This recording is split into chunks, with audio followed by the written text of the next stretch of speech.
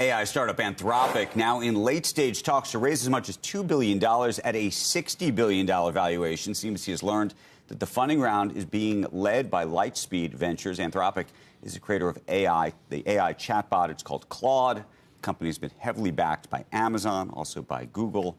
And there's long questions about whether, if OpenAI ultimately is owned by Microsoft, I don't even know if that's even thought anymore, that Anthropic would end up in the hands of an Amazon. But got to see where the regulators land. We talked to Lena Khan about that a little bit yesterday, and I sort of thought she was hinting that maybe we're going to hear more about either their investigation, inquiry into all this stuff, and or maybe even a suit. But yeah, that was weird. She didn't say. The idea that, I mean, you pointed out, what is it, 12 days now until as of yesterday, she was counting, it was 8 business days. Yeah, so really? I guess we'll see. We'll see, and then the question is, would this is the next administration take up the case? Very interestingly, the original Google case brought by the Trump administration, she and not her department, but the DOJ continued that case. So I don't know.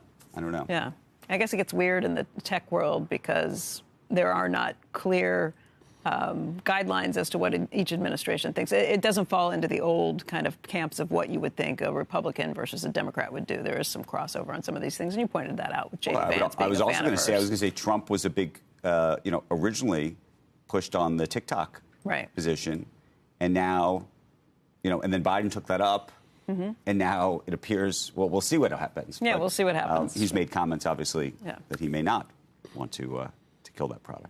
All right, a battle over the fate of U.S. Steel played out on CNBC yesterday. The company's CEO, David Burritt, appeared on Squawk on the Street and accused President Biden of tainting the review process for Nippon Steel's proposed acquisition of U.S. Steel.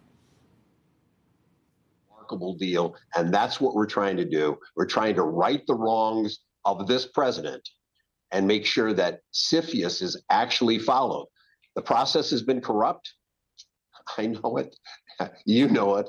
I mean, let's face it. God knows that this process has been tainted from the very beginning, and we need to fix it.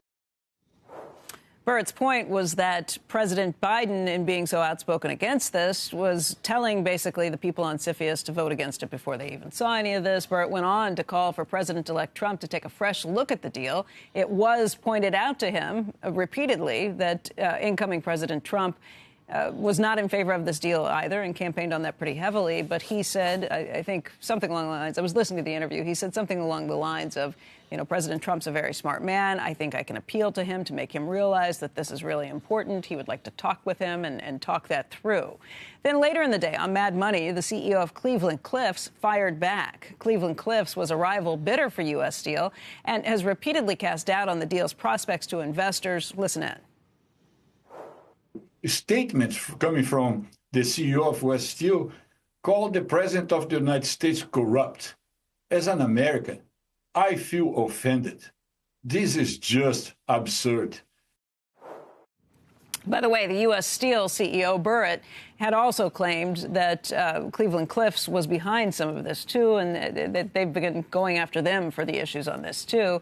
Shares of U.S. Steel are down about 15% since the deal was first announced in December of 2023. Obviously, a lot of questions still to play out if there would be a review of the CFIUS vision on this, whether incoming President Trump would change his mind on any of these things, whether there would be another bid from Cleveland Cliffs. If not, and whether U.S. Steel would consider any of these things. But obviously, something that's being watched very closely, and we'll see where this goes. Okay, coming up.